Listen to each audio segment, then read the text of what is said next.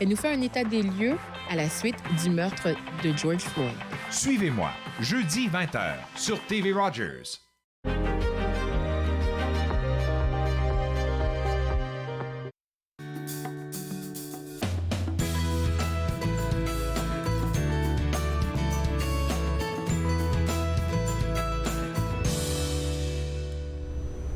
Bonjour et bienvenue entre nous exclusivement sur les ondes de TV Rogers. Je suis Claude Andrea Bonny. Je me ferai un réel plaisir de passer la prochaine heure avec vous. J'étais en train de dire tantôt avant l'émission, c'est vendredi et les vendredis, on est toujours de très bonne humeur. Et je vais avoir une très belle émission aujourd'hui, avoir des discussions authentiques avec des représentantes du CALAC. J'aurai José Laramé qui sera sur l'émission accompagnée d'une personne assez spéciale qu'elle a apportée pour partager son expérience. On va aussi discuter avec notre expert en sécurité informatique. Vous savez que quand il vient sur l'émission, il a toujours des petits conseils pour nous préserver des arnaques. Et tout de suite, pour commencer, on rentre dans le monde artistique avec Stella Chaillé-Demers, qui est metteur en scène au Théâtre Tremplin. Ça fait longtemps qu'on n'a pas eu des nouvelles du Théâtre Tremplin. Qu'est-ce qui bouge chez vous? Qu'est-ce qui se passe? Oui, prochainement, on aura une mise en lecture que c'est moi qui mets en scène le 27 mars. Alors, avant de parler, je t'ai dit qu'on allait parler de ça, avant de parler de la production qui s'en vient pour le 27 mars, j'ai envie d'en savoir un peu plus sur ton travail de metteur en scène.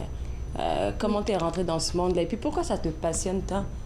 Oui, j'ai commencé au secondaire, puis j'ai décidé de faire mes études à l'université en théâtre. Puis c'est là que j'ai découvert à travers mes cours qu'est-ce que je voulais faire en théâtre, c'est la mise en scène, entre autres. Donc c'est pour ça que j'ai appliqué pour faire la mise en scène de cette mise en lecture. Alors dis-moi, pour quelqu'un qui veut devenir un bon metteur en scène, on va parler de ta sauce à toi. C'est quoi les bons critères? Je trouve que c'est le respect des comédiens. C'est vraiment, pour moi, le respect des comédiens, ouais. Oui. J'aurais pas pensé ça tout de suite. J'aurais pensé créativité, mais ouais, c'est bien. Oui. C'est sûr qu'il y a quand même la créativité, les idées que tu apportes, mais je trouve que, outre ça, le respect des comédiens. Puis j'aime dialoguer avec les comédiens. Je trouve que ça enrichit l'expérience, autant pour eux que pour moi.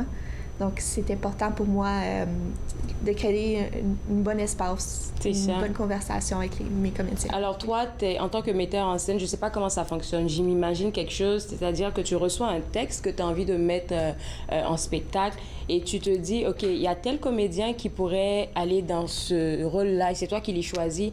Mm-hmm. Et quand vient que le fait que tout le monde soit ensemble dans la même salle et que tu te rends compte que c'est pas le bon choix que tu avais fait. Parce que ça peut arriver, je me dis, que tu as imaginé quelqu'un dans un rôle et puis que ça ne fonctionne pas. Oui, des fois l'énergie est différente. L'énergie, oui. Oui, l'énergie est différente de quand on les rencontre pour la première fois puis quand on arrive en répétition. Donc, c'est de s'ajuster, de travailler avec eux.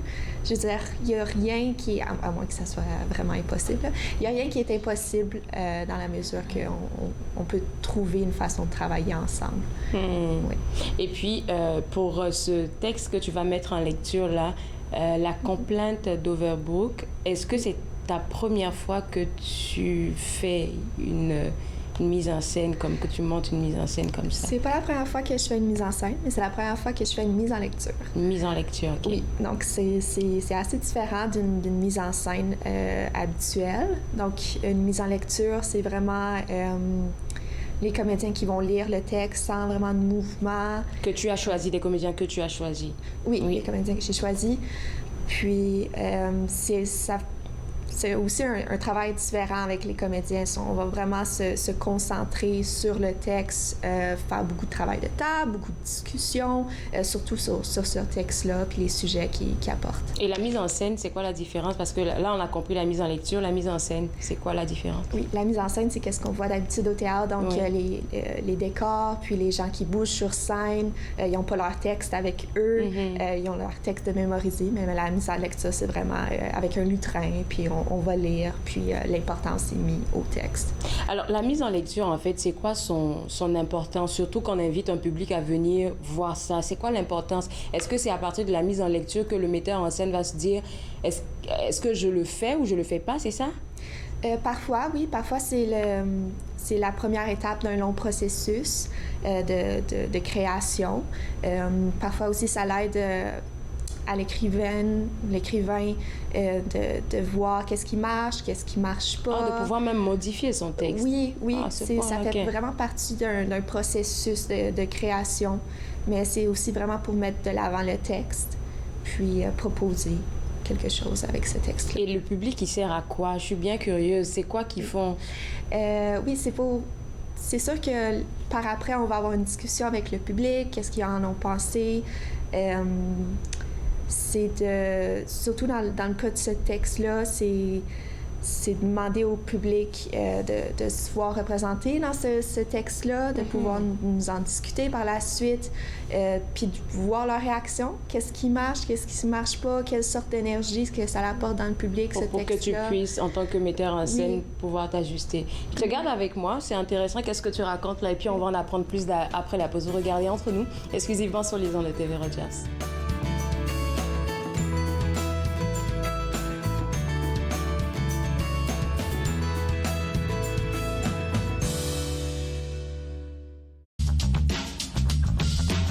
Cette émission est présentée par Télé Élan. Vous êtes enfin aux commandes. Pour en savoir plus, visitez rogers.com.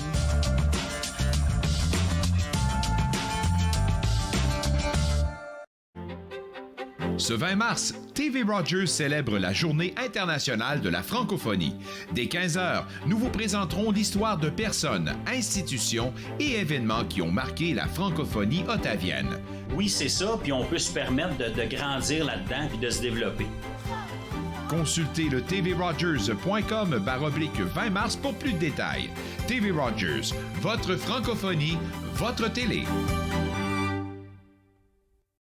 La prochaine émission, je vous amène en Outaouais pour découvrir deux sites. Le premier, le site du moulin seigneurial de Papineau à Papineauville et par la suite, les chutes de Plaisance, un endroit extraordinaire pour le patrimoine naturel, mais aussi un lieu d'histoire avec North Nation Mills. Promenade dans le temps, mardi 19h30 sur TV Rogers. Cette semaine, on parle avec Kitsa Peters. Cette entrepreneure primée et aussi militante contre la brutalité policière à Ottawa. Elle nous fait un état des lieux à la suite du meurtre de George Floyd. Suivez-moi, jeudi 20h sur TV Rogers.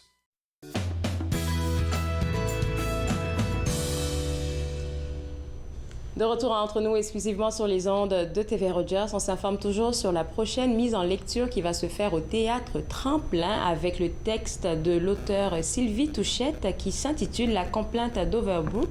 Avec moi, Stella Chaillé-Demers qui est metteur en scène pour cette mise en lecture-là. Première expérience avec le Théâtre Tremplin et tu me parlais avant la pause de ton travail, de qu'est-ce qui te passionnait. Puis moi qui jouais la curieuse, je te demandais à quoi servait le public dans cette mise en lecture-là. Et puis tu parlais d'une rétroaction entre les personnes, on va dire, les personnes qui seront sur le spectacle, qui vont faire la mise en lecture, et aussi l'auteur qui sera présente ce soir-là. Oui, bien sûr. Alors, parle-nous de cette interaction-là. Qu'est-ce que ça va vraiment changer dans le texte, ce que les gens qui seront dans le public vont apporter? Je dirais, c'est un texte qui est quand même assez personnel. À l'autrice, j'ai parlé justement cette semaine, qui reflète un peu ses expériences dans la francophonie ontarienne. Okay. Donc, c'est certain qu'un public franco-ontarien pourra mieux dialoguer avec elle, puis eux aussi s'identifier à son texte, puis vraiment avoir un dialogue avec eux, de commencer cette conversation-là qu'on ne prend pas tout le temps le temps de faire, qui en vient à la francophonie ontarienne, d'avoir cette discussion-là, puis cette réflexion sur notre état de culture. Alors, de quoi est-ce qu'elle parle? Est-ce qu'elle parle de la relève dans le monde artistique? Est-ce qu'elle parle politique? C'est quoi ces sujets dans ce texte-là? C'est vraiment culturel. Okay. Donc, ça suit une famille à travers les générations. Donc, on nous présente la réalité de la francophonie ontarienne dans différents temps, puis comment ça évolue, notre culture, puis nos enjeux. Ça serait intéressant. Et puis parler avec l'auteur, toi en tant que metteur en scène, ça te permet peut-être de savoir comment orienter ton travail. Surtout que tu m'as dit que tu sors, je peux le dire, hein, tu sors, on va dire, à peine de l'université. C'est quand même une expérience grande pour toi parce que c'est pas rien de travailler avec un théâtre francophone qui est connu dans la région. Oui, c'est vraiment une belle expérience. Puis c'est ça, c'est important pour moi de refléter les vouloirs de Sylvie Touchette, puis de lui donner un cadeau, en fait, quand que je mets la mise en lecture de son texte. C'est important pour moi. Surtout, en fait, que c'est une mise en lecture, que son texte passe en premier, que ses valeurs, puis ses idées, puis qu'est-ce qu'elle veut dire passe à travers moi, puis que je puisse délivrer pour elle un beau cadeau. Est-ce que les personnes qui vont faire la mise en lecture, c'est-à-dire ceux qui vont lire les textes, est-ce qu'ils doivent jouer avec leur voix? Oui, c'est vraiment le focus pour moi avec eux, ça sera de travailler leur jeu, leur voix. Je veux dire, ils auront des lutrins, ils sont quand même debout, mais les mouvements sont assez limités. Mais ça va vraiment être leur présence sur scène, puis leur voix qu'on va travailler pendant les répétitions. Et là, je veux juste savoir si quelqu'un, monsieur, madame, tout le monde, parce qu'on parle beaucoup, on est dans le mois de mars, mois de la francophonie, on parle de la relève un peu partout, surtout dans la francophonie. Je te mentionnais concernant le monde artistique, c'est souvent difficile d'aller chercher des jeunes pour qu'ils puissent s'intéresser, on va dire, à tous les domaines de l'art. Mais toi, tu as eu la chance d'étudier en théâtre, tu as eu ton emploi avec le théâtre Tremplin. Mais est-ce que monsieur, madame, tout le monde pourrait, francophone en particulier, pourrait embarquer avec soit le théâtre Tremplin ou bien un autre théâtre pour participer à ce genre d'initiative-là? Oui, c'est justement le but du théâtre Trillium, du théâtre Tremplin. Oui. C'est vraiment d'inviter le public qui n'a pas nécessairement eu mon opportunité d'aller à l'université. Donc, c'est vraiment communautaire. C'est un appel à la communauté francophone pour vraiment nous rejoindre puis participer à ça avec nous. Alors, mise en lecture ce 27 mars à la nouvelle scène Gilles Desjardins, c'est à quelle heure? C'est à 19h30. Tout le monde est invité? Oui, bien sûr. Il faut prendre des inscriptions en ligne, je suppose. Des billets, oui. OK, parfait. Merci beaucoup à toi. Je te souhaite bonne chance. Et j'espère que c'est pas la dernière fois qu'on va te voir sur le plateau d'Entre nous pour nous partager tes projets. Et puis pour les gens à la maison, deux choses que moi je retiens. La mise en lecture peut se faire par monsieur, madame, tout le monde. Vous n'avez pas vraiment besoin d'être des experts. Donc vous pouvez aller au www.théâtretremplin.com pour, pourquoi pas, déposer une forme de candidature pour les prochaines mise en lecture. Mais concernant la mise en lecture qui s'en vient pour le 27 mars à la nouvelle scène Gilles Desjardins à 19h30, ça sera la complainte d'Overbrook de l'auteur Sylvie Touchette et vous êtes invité à y participer. Monsieur, madame, tout le monde est invité. www.théâtretremplin.com, c'est le site web à visiter pour avoir plus d'informations. On va prendre une pause et juste après la pause, on va parler des activités de l'organisme Le Calac Ottawa. Vous regardez Entre nous, exclusivement sur les ondes de TV Rogers.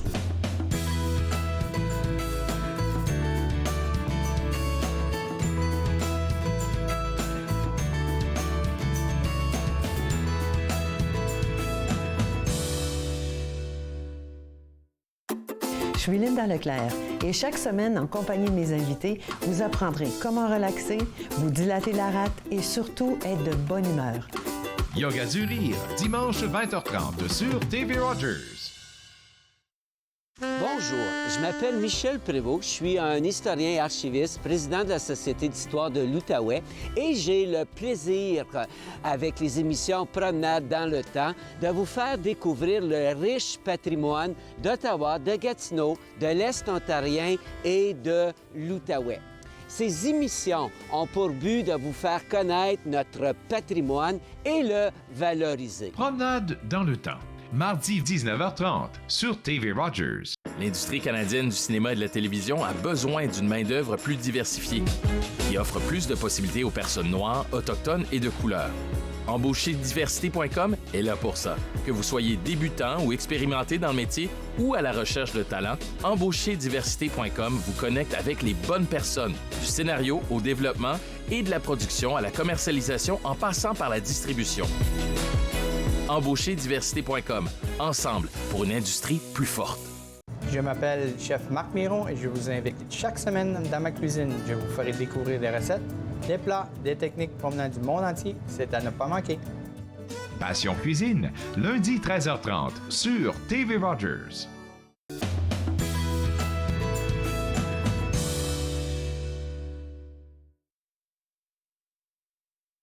Vous savez qu'on est dans le mois de mars et c'est un prétexte pour parler de beaucoup de choses qui touchent les femmes partout dans le monde, mais précisément ici au Canada. Avec moi, 2 représentantes du CALAC, Josée Laramé, que vous allez reconnaître.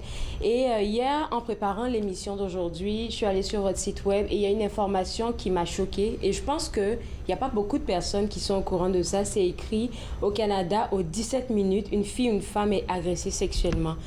Et je me suis dit, waouh, c'est-à-dire pendant notre journée de 24 heures, là, à chaque 17 minutes, il y a une jeune fille, il y a une femme qui vit une affaire aussi atroce. Ce que je peux te dire, c'est que oui, effectivement, puis c'est malheureusement pas toutes les femmes qui ont des services.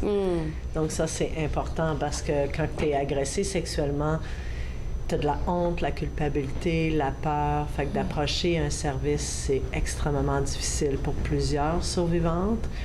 Les femmes, dernièrement, qui approchent le CALAC, c'est beaucoup... les formes d'agression sexuelle ont changé.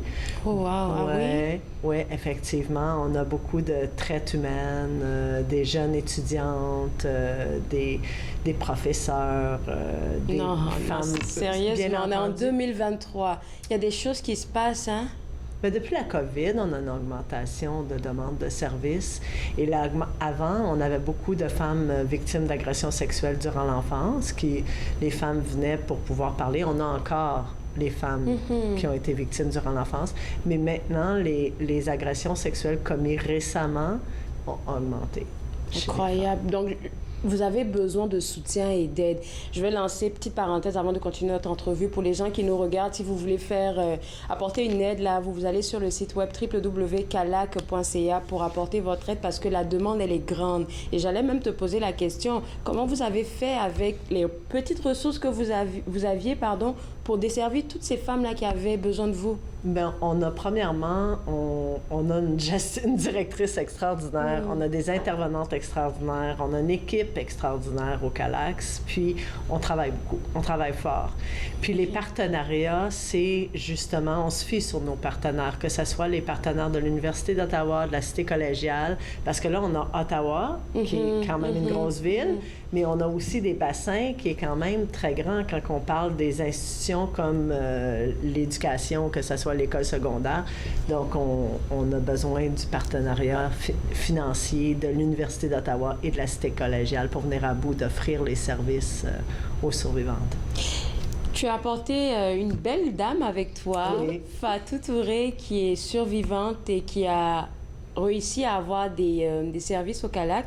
Et moi, la première question que j'ai envie de te poser, Fatou, surtout en tant que personne racisée, comment tu as entendu parler du CALAC et l'approche? Tu sais, il faut de l'audace pour aller chercher de l'aide. Moi, c'est après mon agression qui est arrivée dans le cadre de l'université. J'ai une amie qui m'a encouragée à aller contacter les services de protection. Et de là, ils m'ont référé au bureau des droits de la personne de mon université. Et c'est sûr que j'ai pas eu tout de suite le courage de contacter, qu'on m'a parlé du CALAC. Wow. Mais j'ai eu la chance qu'au bureau des droits de la personne, elle a directement fait les démarches. Elle a contacté quelqu'un pour que l'intervenante m'appelle directement. Et de là, tout s'est fait. Alors, la première intervention, de parler avec quelqu'un qui te comprend, qui t'écoute et qui valide tes émotions, comment ça t'a permis de te sentir? C'est comme si j'ai l'impression que j'avais un poids en moins, ouais. Parce que c'est, en tant que survivante, juste entendre les mots « je te crois », c'est énorme. Et arriver à parler avec quelqu'un qui sait où mettre les pieds, qui ne nous victimise pas. Hey, bon, moi, c'est pas moi qui vais pleurer, là, c'est... Mais moi aussi. OK, c'est ça, parce que... Elle est touchante, Fatou. Oui, bravo. Merci. Elle est forte. Bravo. Et puis, c'est ça que je trouve, tu montes la voix à d'autres personnes. Parce qu'en tant que personne racisée, je vais revenir là-dessus, tu l'as mentionné, Josée, il y en a beaucoup qui ont vécu des affaires dans l'enfance. Mais c'est pas quelque chose dont on guérit du jour au lendemain. Et à un certain stade de ta vie, ça peut comme sortir de nulle part. Et entendre, comme tu l'as dit, Fatou, le mot « je te crois », c'est tellement soulageant. Et souvent, ça ne va pas venir de ta famille. Non. Et parle-moi, parce que là, maintenant, tu deviens une représentante du CALAC pour des personnes qui sont dans ta situation, qui sont de ton origine. Est-ce que tu te rends compte de l'impact que tu es en train d'avoir? Plus on en parle, plus je m'en rends compte, mais je suis très contente parce que je trouve que j'aimerais vraiment donner la chance à toutes les personnes qui sont passées par ce que j'ai vécu, d'avoir la chance que j'ai eue d'avoir le CALAC dans ma vie parce que ça aurait été vraiment difficile sans. Et je suis vraiment reconnaissante d'avoir croisé leur chemin. Alors parle-nous des services de ton expérience au total. Parle-nous de ton expérience. Moi, j'ai commencé donc par un sujet individuel. Donc, à chaque fois, une semaine, je parlais avec une intervenante qui m'était assignée. Et dès le début, c'est là qu'on dépose la confiance parce que je te crois, ça vient d'elle. Et à force de parler, on parle du bien-être en général, des agressions de maintenant, de plus tard. Et c'est ça qui redonne l'espoir que c'est possible de se reconstruire après une ou plusieurs agressions. Et au fil du temps, on donne des outils ensemble, comment pallier aux conséquences des traumatismes, comment faciliter la vie. Et je pense qu'on reprend même conscience de soi, parce que c'est quelque chose qu'on oublie quand on est survivante. On s'oublie. Et à chaque fin de séance, mon intervenante, elle me dit « Qu'est-ce que tu vas faire pour prendre soin de toi aujourd'hui ?» Moi, au début, c'est une phrase que je ne comprenais pas. Qu'est-ce que ça veut dire? Ça, j'imagine. Mais à force de le faire, j'ai appris à reprendre soin de moi, à avoir confiance en mon jugement. Les choses que j'ai vécues, elles sont réelles. Et puis par la suite, j'ai aussi eu l'honneur, je vais dire, de partager avec 5 autres survivantes un groupe de soutien. Et pendant ce groupe de soutien, c'est comme si... En fait, ce qui se passe dans les groupes de soutien, c'est incroyable.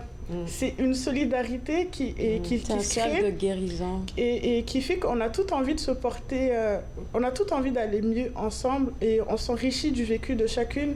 Et aussi, ce qui est intéressant, c'est qu'on se voit dans l'autre.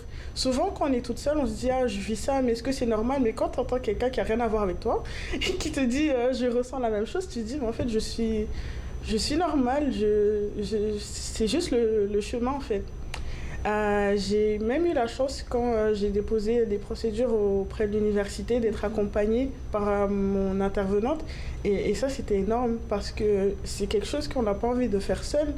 Et de savoir que le CALAC était comme tout le temps là pour moi, c'est incroyable.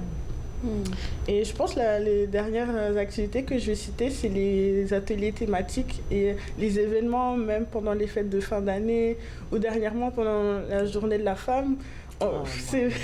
J'ai l'impression qu'ils sont vraiment présents partout, tout le temps. Oui. Donc, quand il y a certaines femmes qui n'arrivent pas à s'exprimer avec les mots, elles ont d'autres options. Elles peuvent peindre, elles peuvent chanter, elles peuvent juste passer un bon moment, se solidariser, briser la solitude, ou juste être là, en fait. Et ouais. Waouh, c'est... Quoi dire? C'est ça. Quoi ajouter de plus? Vous faites un travail extraordinaire. C'est beaucoup d'informations. Il y a beaucoup d'émotions sur le plateau. Malheureusement, je ne sais pas si vous pouvez le sentir. J'espère, mais moi, j'ai besoin de prendre une pause, mesdames. Oui. On va aller à la pause et on va revenir juste après pour continuer de parler de tout ce que le CALAC Ottawa fait pour les femmes ici dans la région. Vous regardez Entre nous, exclusivement sur les ondes de TV Rogers. Bravo.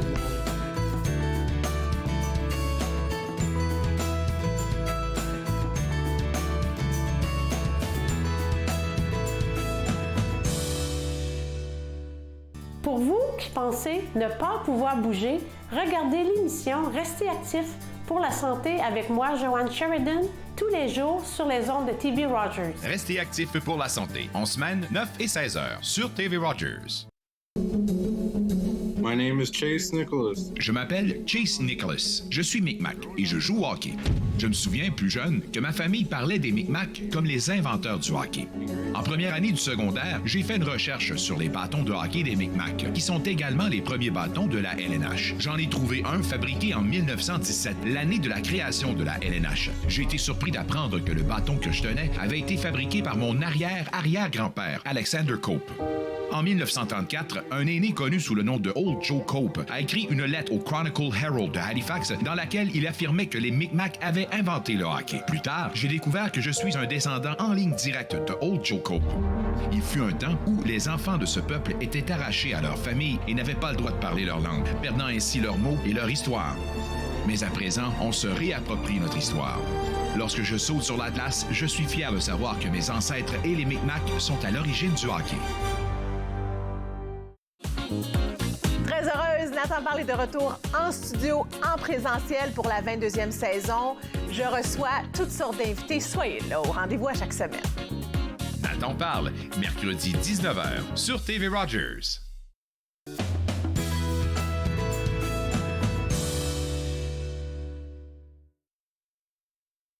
TV Rogers, on parle toujours de ce que le CALAC Ottawa offre aux femmes ici à Ottawa.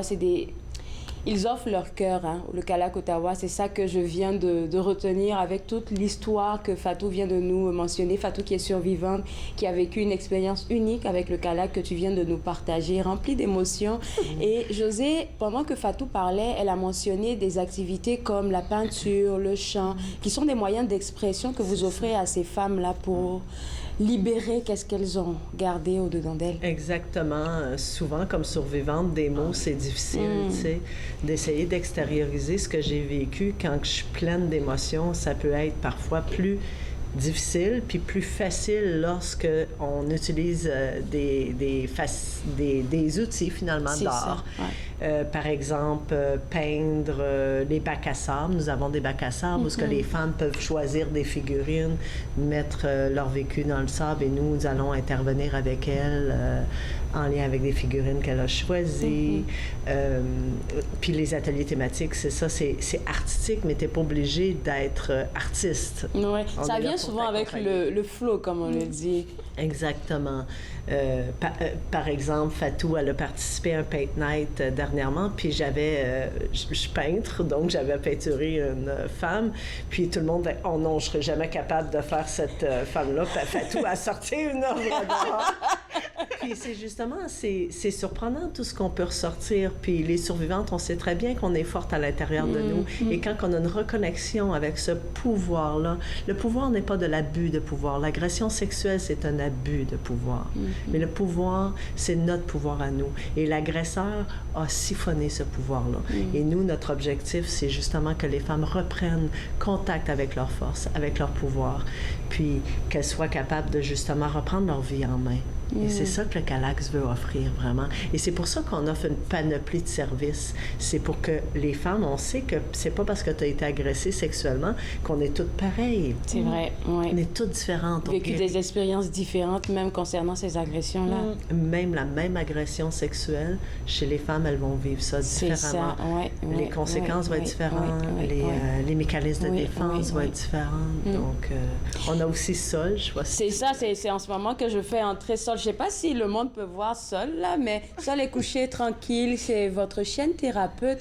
Alors, comment vous avez eu l'idée d'apporter une chienne qui allait aider les femmes? Et puis, comment elle se comporte avec ces survivantes-là, Sol? Bien, au début, c'était pas facile. À 4 mois, là, je peux juste te dire que je veux pas avoir l'air comme si elle a tout su tout de suite. Hein, parce qu'on me demande tout le temps quel cours qu'elle a pris. Bien oui, elle a des cours, mais c'était vraiment l'éducation avec plein de femmes. Par exemple, imagine-toi quand Sol fait un groupe de soutien avec 7 femmes. Exemple, Fatou était dans le groupe, Sol était là, et elle se collait au Royal. Une femme me disait, juste de voir Sol calme, ça me calmait et ça m'indiquait qu'il n'y avait pas d'agresseur dans la salle.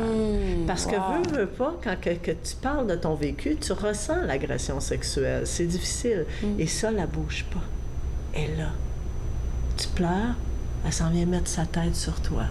Il y a des femmes qui ont eu peur des chiens, qui ont guéri à travers Sol la peur qu'elles ont eue. Et là, quand une femme arrive pour son suivi individuel et qu'elle est dans son bureau, elle a fait un groupe avec cette femme-là, exemple, elle va aller gratter dans la porte, puis elle va aller retrouver cette femme-là, puis elle va... Elle reconnecte, en fait. Voilà.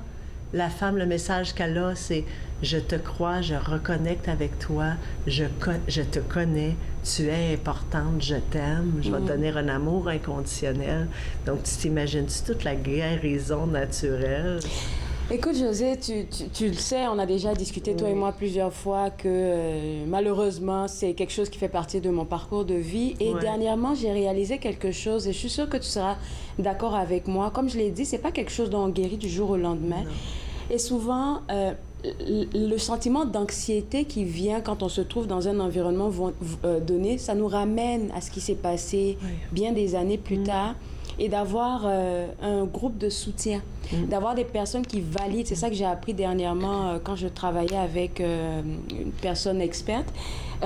Quelqu'un qui valide tes émotions, ça te permet de guérir comme, pas automatiquement, ça te permet de commencer d'une manière grandiose ton processus de guérison. Et je vous voyais, t'es pas venu seul, hein, Fatou n'est pas venu seul, elle est venue accompagnée de sa gang.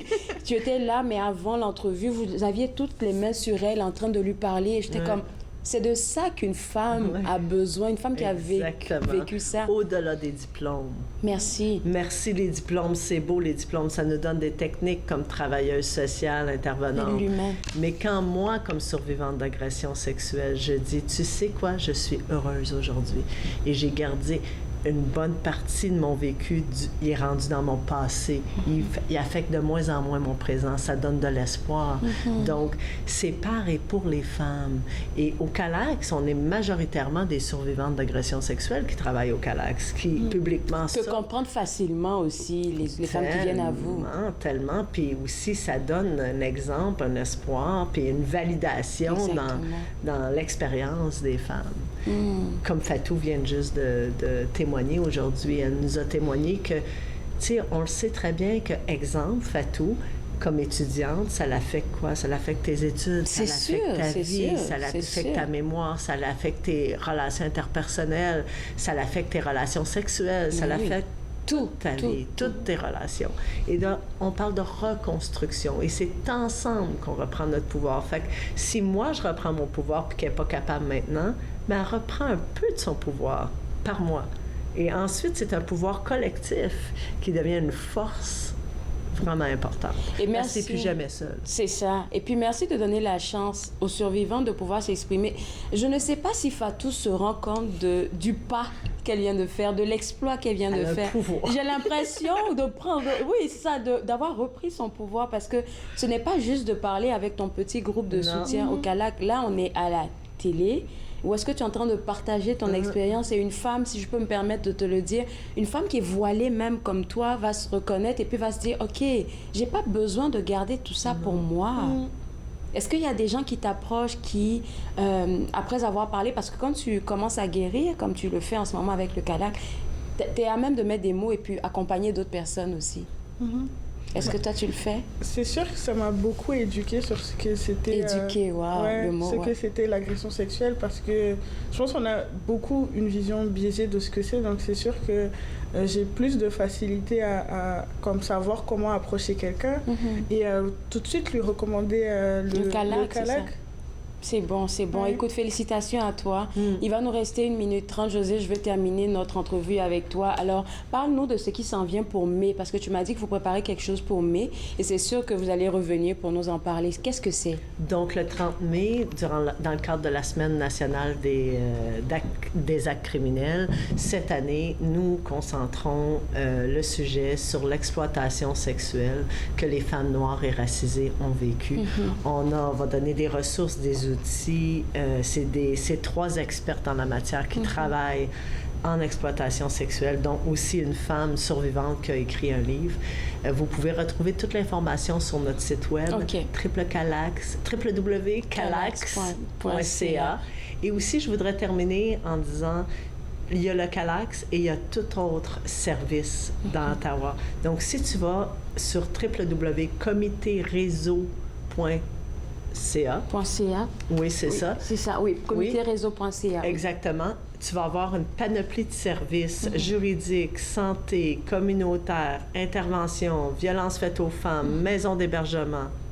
C'est beaucoup de ressources. Plein de ressources, tout en français. Merci. À Ottawa. Merci beaucoup, José. Alors, pour vous autres à la maison, premier site web, allez visiter www.calax.ca et le deuxième, www.comitereseau.ca pour avoir une panoplie de services. On va prendre une pause et juste après, on parle avec Jean-François Soriol. Vous regardez Entre nous, exclusivement sur les ondes de TV Rogers.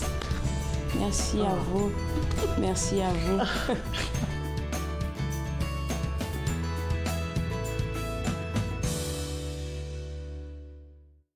Je m'appelle Chef Marc Miron et je vous invite chaque semaine dans ma cuisine. Je vous ferai découvrir des recettes, des plats, des techniques provenant du monde entier. C'est à ne pas manquer.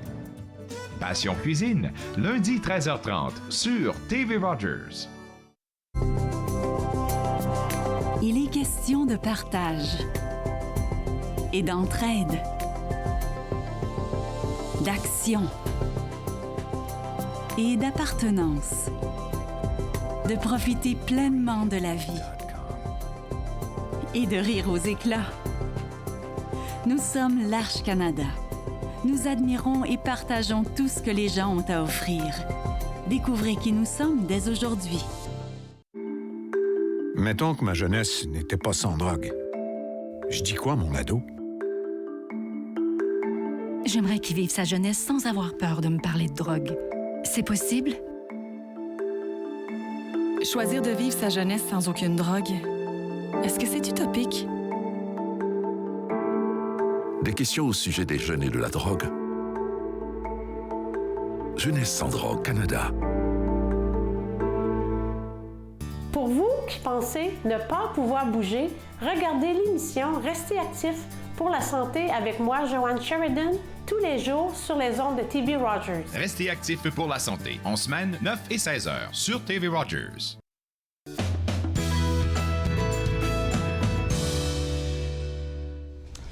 De retour entre nous exclusivement sur les ondes de TV Rogers, on vous partage aujourd'hui des ressources canadiennes, je vais dire, qui pourraient vous aider à vous protéger mieux. On parle cybersécurité avec Jean-François Sauriol. Et je te partageais quelque chose avant l'émission sur le fait qu'une des invitées m'a dit, quelqu'un de son équipe, s'est fait avoir. Pourtant, ils font toujours du rappel, faites attention, faites attention. Donc, on n'est jamais assez protégé. Je dois commencer par reconnaître ton invité d'avant et qu'il t'ait reconnu. Oui. Je suis tout à fait d'accord. Tu es championne 10 feet tall. Merci. Absolument, absolument, absolument. Merci. C'est ça. Notre sujet, on donne des conseils souvent et je donne des cours en sécurité informatique au gouvernement à plein de différents niveaux, très de base, puis beaucoup plus poussés.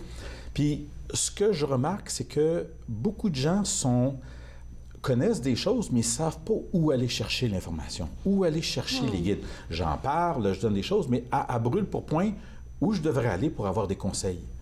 Bien, c'était mon désir aujourd'hui d'offrir une source de conseils qui est toujours là, qui est tout à fait véridique et qui n'a pas un parti pris, qui n'est pas vers une technologie ou par une compagnie qui vend quelque chose. Okay. C'est le gouvernement, c'est un site qui est offert par le Centre de la sécurité des télécommunications, qui est l'expert en cybersécurité au gouvernement.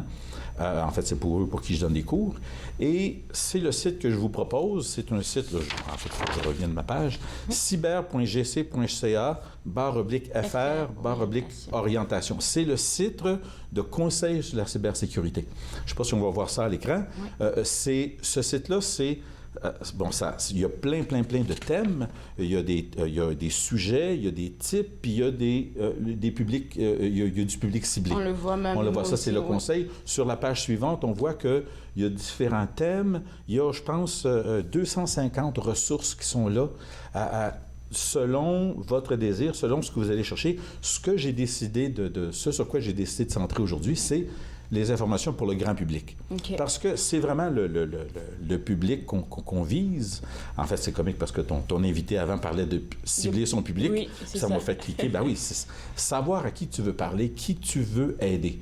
Bon, c'est sûr qu'il y a des gens qui sont connaissants, qui seraient capables de prendre un routeur puis d'être capables de l'installer à la maison.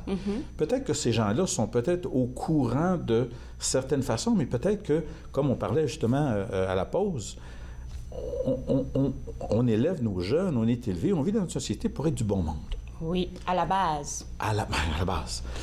Et ce qui arrive, c'est quand on est aux prises avec des crapules, tu peux pas t'imaginer que quelqu'un est capable de faire ça à un autre être humain ou à un enfant.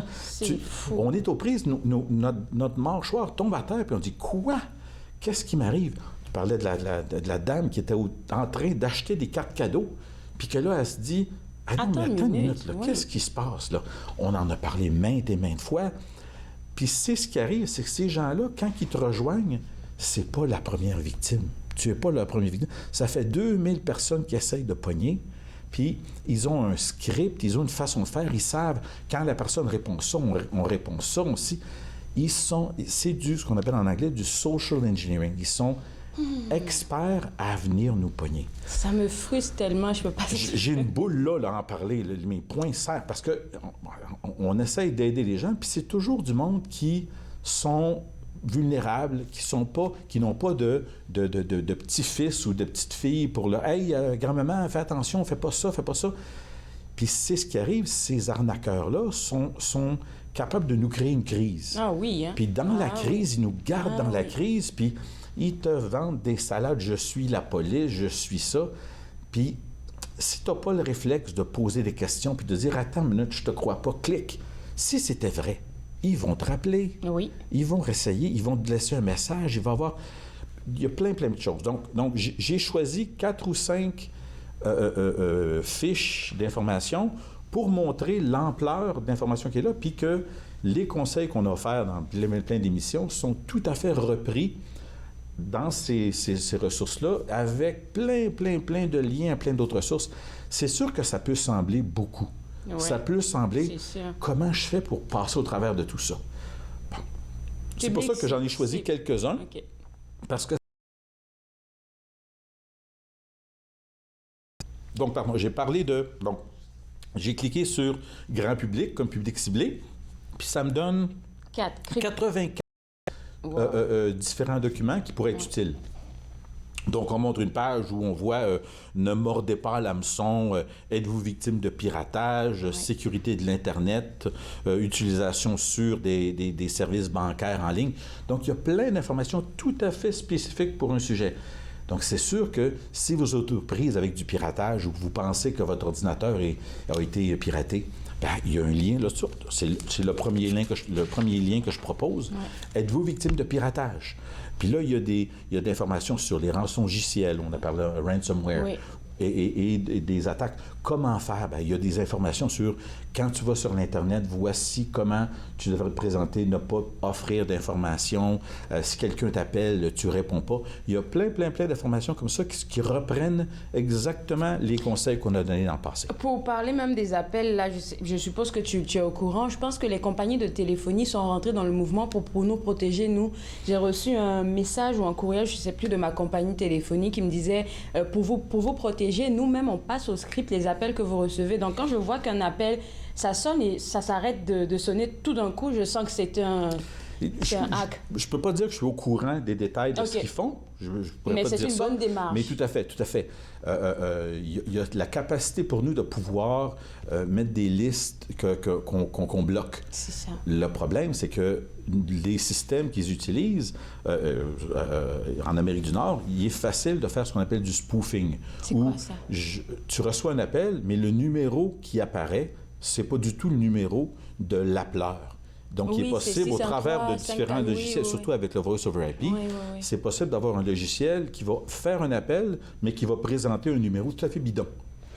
C'est pour ça que je dis à ma mère, puis que je dis à tout le monde, pourquoi répondre au téléphone quand le téléphone sonne? C'est un réflexe pour tout le monde. Bien, je sais. Mais je disais ça à ma mère, on n'est pas des chiens de Pavlov. Quand la cloche sonne, il faut tout de suite qu'on la réponde.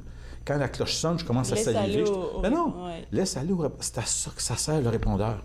C'est dommage. Je sais. Si c'est le numéro de grand-maman qui appelle, bien, je vais répondre. Je sais c'est qui grand-maman. Si c'est pas grand-maman au bout, bien, clique. D'accord, c'est clair. Mais le réflexe de toujours répondre au téléphone, là, tu es aux prises avec qui est au bout. Tu dois gérer maintenant ta vie et tu as géré ce moment-là. Attends une minute. Pourquoi que quelqu'un qui appelle décide que là, mon prochain moment... Ah oui, mon prochain moment est passé à gérer avec toi. Comment ça? J'ai le droit de dire, en ce moment, je suis en train de prendre mon café puis de lire mon magazine. Je vais répondre au téléphone plus tard. C'est un réflexe qui ne nous a pas été inculqué. C'est vrai. Et de grâce, arrêtez.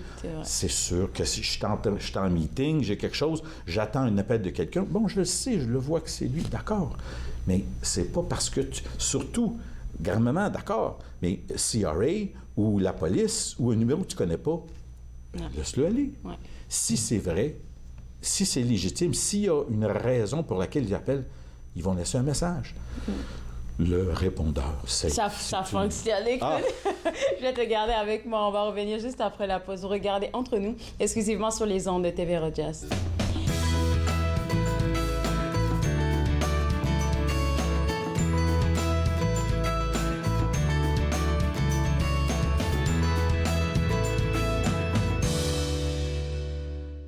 Ici Jean-Marie Vianney. À chaque semaine, je vous ferai découvrir des personnalités provenant de différents milieux.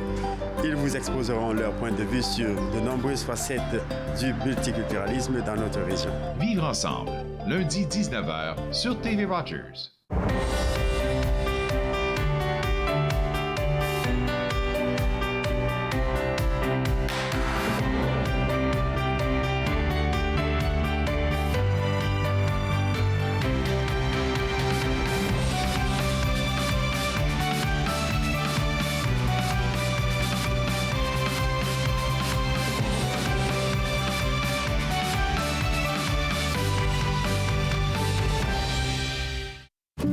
C'était le fun?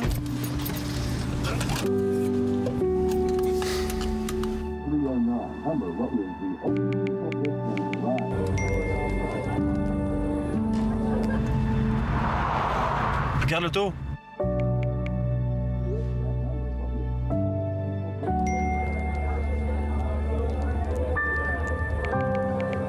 C'est pas celle-là dont tu me parlais l'autre fois? Je suis Linda Leclerc et chaque semaine, en compagnie de mes invités, vous apprendrez comment relaxer, vous dilater la rate et surtout être de bonne humeur. Yoga du rire, dimanche 20h30 sur TV Rogers.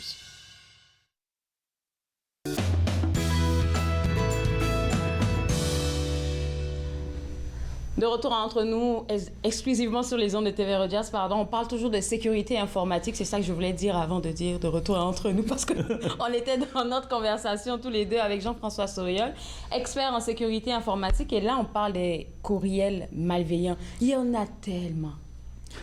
J'ai fait une recherche. En fait, j'enseignais un cours, puis pour me préparer au cours, j'ai fait une recherche. Selon toi, si on regarde tous les courriels dans le monde, tous les courriels qui se passent sur l'Internet, combien de ces courriels-là sont du spam?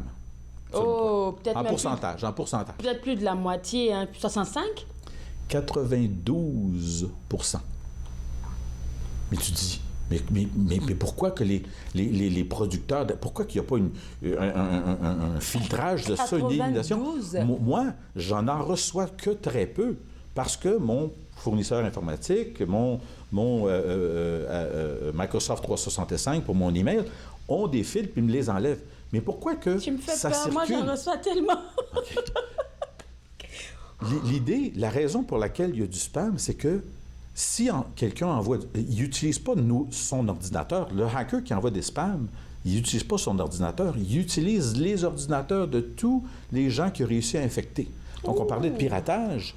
C'est possible de le voir, mais si tu n'as pas de suite de sécurité, tu as choisi Avast qui est gratuit, bien, tu as barré la porte en avant, mais toutes les fenêtres sont ouvertes en arrière. Donc, tu as besoin de payer pour pouvoir protéger ton ordinateur. Ça coûte 100$ par année, ça tourne autour de ça, mais de cette façon-là, tu sais que d'emblée, tu ne seras pas rejoint par des courriels malveillants. Ils vont être éliminés automatiquement. Bon, peut-être que tu vas en recevoir, mais ça va aller dans ta zone de spam, ces choses-là. Oui, moi, ça part là, oui. L'idée que la raison pour laquelle il y a encore des courriels malveillants, c'est qu'il y a des gens qui cliquent sur ces courriels-là. Il y a des gens qui ne pensent pas avant de cliquer. S'il vous plaît. Puis, il envoie un email pour les petites pilules bleues. Les gens reçoivent ça. Sur les 1 million d'emails qui est envoyé, il va y avoir 10 personnes qui vont cliquer sur le lien puis qui vont acheter des petites pilules bleues. Oh non. C'est pas des vraies pilules bleues, mais ils s'attendent à ce que... Blablabla. Donc, il y a quand même un marché, donc ça va continuer. Mais c'est pour ça que ça prend des outils. Nos outils ne sont pas bâtis d'emblée pour nous protéger. Il faut rajouter quelque chose. Donc, Outlook, ces choses-là, ou sur Gmail, il y a déjà des filtres. Mais il faut se protéger parce que des fois, il y a des affaires qui passent au travers de le filtre. Puis là, c'est rendu dans notre machine. Puis là, on ne rate pas, on clique dessus, pow. Ça te prend un bon Norton. J'en recommande 4. Norton. On en a fait, parlé, 3. oui. Norton, Trend Micro qui est canadien, qui est super, puis Bitdefender. Moi, j'utilise Norton, Symantec, c'est parfait. Il y a plein d'outils. Il faut investir pour se protéger. Bon, on parlait investir pour se protéger. Donc, on parlait des courriels malveillants. Oui. Un autre document qui est sur cette liste de différents conseils, c'est l'authentification de facteurs. Donc, pour nous dire que lorsque tu as un compte, que ce soit un compte d'email ou que ce soit accès à ta banque, oui. De nos jours, ton user ID, ton identifiant puis ton password, c'est pas assez. Si quelqu'un découvre ton password de n'importe où, ils sont capables de trouver, il y a des façons de découvrir des passwords qui sont, surtout si tu as fait l'erreur d'utiliser ton même password sur un autre 1, site. 2, 3, 4, 5, s'il vous plaît. Entre parenthèses, là, tu nous as enseigné sur comment construire. On ne parle plus de mots de passe, on parle de phrases de passe. J'ai bien fait mes cours. Hey, des points d'extra pour Claude Andrea. Mais c'est ça. Donc, tu te crées une phrase, tu prends la première lettre de chacun des mots, mais ça, c'est quand même ton mot de passe. Il faut que tu configures le site, ton email, ton site bancaire, pour qu'il t'envoie un code par email ou par texte. Oui. Et là, tu dois rentrer ton code à toutes les fois. Bon, il est possible pour toi de te dire, sur cet ordinateur-là, je ne veux pas avoir à recevoir de code, authentifie-moi. Bon, c'est correct, c'est ton ordinateur à la maison. Mais... Regarde, ça prend quoi, là, de recevoir un petit code? Je suis d'accord, il y a des choses que même moi, sur cet ordinateur-là, sur mon téléphone, bon, il n'y a peut-être pas de code, mais ailleurs, partout, il y a toujours des codes. Ouais. Des codes. Le dernier lien dont je veux parler, un des outils qui a été créé juste durant la pandémie, au début de la pandémie, la cybersécurité à la maison et au bureau. Oui. C'est un bijou. En fait, c'est un ramassis de liens vers d'autres informations. Donc, il y a des conseils sur reconnaître les cybermenaces. Comment reconnaître que tu viens de recevoir un email qui semble légitime, mais clique pas dessus. Il y a du monde qui reçoivent un email à la maison, ils ne savent pas qu'est-ce que c'est, fait qu'ils vont l'envoyer au bureau, parce qu'au bureau, il y a de la sécurité. Ah. Je voulais pas rire si fort. Au gouvernement, là, c'est quelque chose qui arrive tout le temps. Mais tu ne mets pas en danger juste toi, mais c'est tout. Ah ouais, c'est ça. Oui, mais c'est pas moi. Je peux comprendre à la limite l'idée initiale, mais regarde, dans la... L'intention était bonne, mais... La réponse n'est pas au point. Hein? Regarde, non, mais c'est des choses qui arrivent que les gens ne se posent pas nécessairement la question. Puis là, il y a quelque chose qui arrive, ils disent, là, right, attends une minute, là. Il y a des conseils sur sécuriser son réseau à la maison. Je ne peux pas arrêter. OK, c'est bon. Il y a de l'information aussi sur le cloud, sur l'info nuagique. Tout le monde au gouvernement s'en va vers le nuage. Personnellement, on s'en va vers iCloud. Mm-hmm. On a de l'information sur Dropbox. Enfin, moi, dans mes cours, j'offre des ressources sur Dropbox. C'est la même chose. Il faut protéger nos accès. On parlait d'authentification de facteurs. Tous tes accès vers une ressource sur l'Internet, ça prend des bons mots de passe, mais ça prend l'authentification de facteurs. Ouais. Moi, je reçois probablement, ça m'est arrivé probablement 2 ou 3 fois par année, où je reçois un code parce qu'il y a quelqu'un qui a rentré dans ma ressource de Gmail puis je reçois un code. Il y a quelqu'un en Indonésie qui essaie de rentrer. Est-ce que c'est vous ou non? Attends une minute. Ce que ça fait à ce moment-là, clique pas sur le code ou sur le lien pour te donner accès, clairement, mais là, tu rentres dans ton compte, toi-même, tu vas recevoir un code, tu rentres dans ton compte, tu changes ton mot de passe. On ne discute pas. C'est tout si simple. Mais c'est à ça que ça sert, cette authentification de facteur-là. C'est que là, tu sais qu'il y a quelqu'un, il y a un hacker quelque part qui a réussi à ramasser ton password. Donc, toutes ces choses-là, comme je dis, lorsque je donne des ateliers dans les écoles aux parents, je donne 14 recommandations, donc se protéger, acheter un bon routeur, avoir une suite de sécurité, plein de choses qu'on a parlé. Je leur dis qu'avec ces méthodes-là, et avec la rigueur de les utiliser, tu élimines, tu rends ta vulnérabilité à 1/1000 de ta vulnérabilité. Donc, la chance de te faire avoir, je vais réduire ça par 1000. Je sais pas. Puis c'est pas juste la frime, c'est comme, est-ce que tu barres ton auto toutes les fois? Ben oui. Ben oui. Quand j'étais jeune, mon père barrait pas l'auto. On barrait pas les portes de la maison. Et c'est des façons maintenant qu'on comprend que on peut pas être bête puis être nigo un peu, de penser d'être innocent, de que ça m'arrivera pas à moi.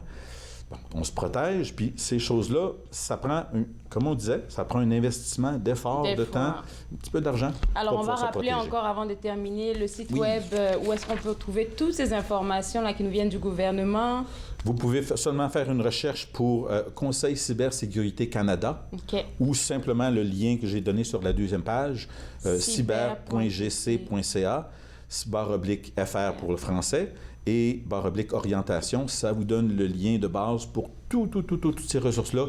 Vous choisissez, il y a différents sujets, il y a différents types de ressources, mais franchement, le public ciblé, c'est formidable. Vous choisissez le grand public, puis vous avez toutes ces ressources-là. Merci beaucoup, Jean-François. C'était pas drôle, mais un seul exemple. Des fois, on rit noir un peu, hein? C'est ça. Alors, vous autres à la maison, si vous voulez avoir accès à notre expert en sécurité informatique, ça sera www.securitygf.com. Et comme on vient de discuter, pour avoir des outils qui nous viennent du gouvernement concernant la cybersécurité, cyber.gc.ca /FR/orientation. On va prendre une pause et juste après la pause, on va parler d'un projet de l'organisme Black Biblio qui s'appelle « N'effacez pas notre histoire ». Vous regardez Entre nous, exclusivement sur les ondes de TV Rogers.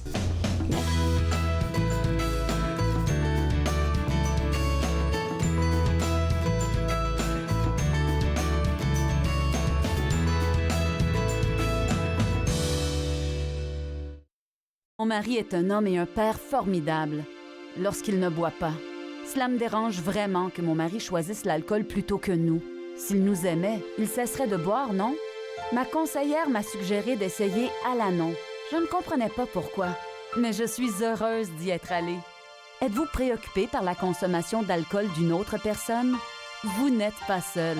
Alanon ou Alatine peut vous aider. 1-888-4-ALANON ou visitez alanon.org. Ici Linda Leclerc. Je vous invite à regarder mon émission Yoga du rire. Je serai accompagnée de Gilles Dumoulin et nous allons apprendre à rire et à percevoir les choses autrement. Yoga du rire, dimanche 20h30 sur TV Rogers.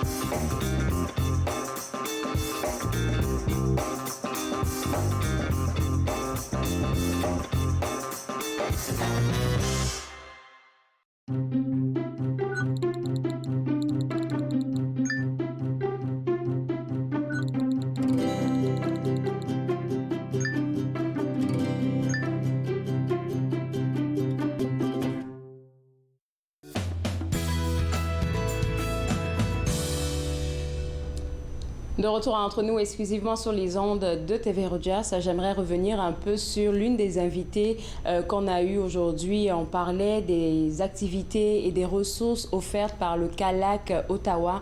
C'est un organisme qui soutient toutes les femmes de la ville d'Ottawa qui ont vécu des agressions à caractère sexuel en particulier et toute forme de violence. Vous pouvez aller sur leur site web www.calax.ca pour avoir plus d'informations. Et José nous a partagé aussi ce petit pamphlet qui est le pamphlet du comité réseau. Donc, oui, c'est ça, du comité réseau. C'est un comité qui chapeaute en fait, je dirais pas tous les organismes, mais à ce site web-là, il y a plus de ressources juridiques pour la santé mentale, enfin tout ce que vous voulez pour vous accompagner. Il y a toutes les ressources disponibles à ce site web-là. Et le site web, c'est www.comitereseau.ca. Donc, deux sites web que vous pouvez aller voir pour essayer de savoir exactement comment avoir des ressources si vous vivez une situation pareille. Écoutez, moi, je me suis fait un plaisir de passer cette heure avec vous. Je vous souhaite un excellent week-end. On sera de retour lundi à partir de 11h. Et lundi, on va parler de beaucoup de sujets super intéressants. Je vous souhaite encore un bon week-end. À lundi. Bye bye.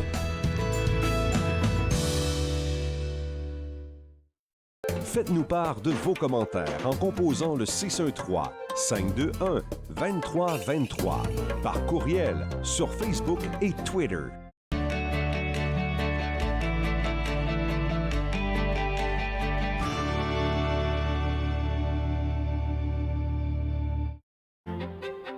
Ce 20 mars, TV Rogers célèbre la Journée internationale de la francophonie. Dès 15h, nous vous présenterons l'histoire de personnes, institutions et événements qui ont marqué la francophonie ottavienne. Oui, c'est ça, puis on peut se permettre de grandir là-dedans puis de se développer. Consultez le tvrogers.com/20 mars pour plus de détails. TV Rogers, votre francophonie, votre télé.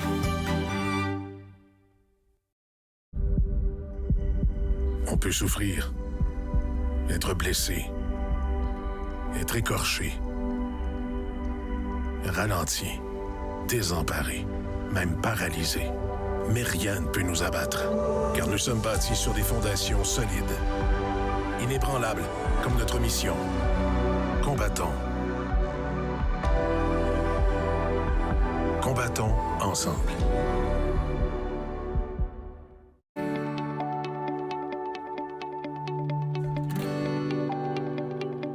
Vous regardez TV Rogers, Ottawa.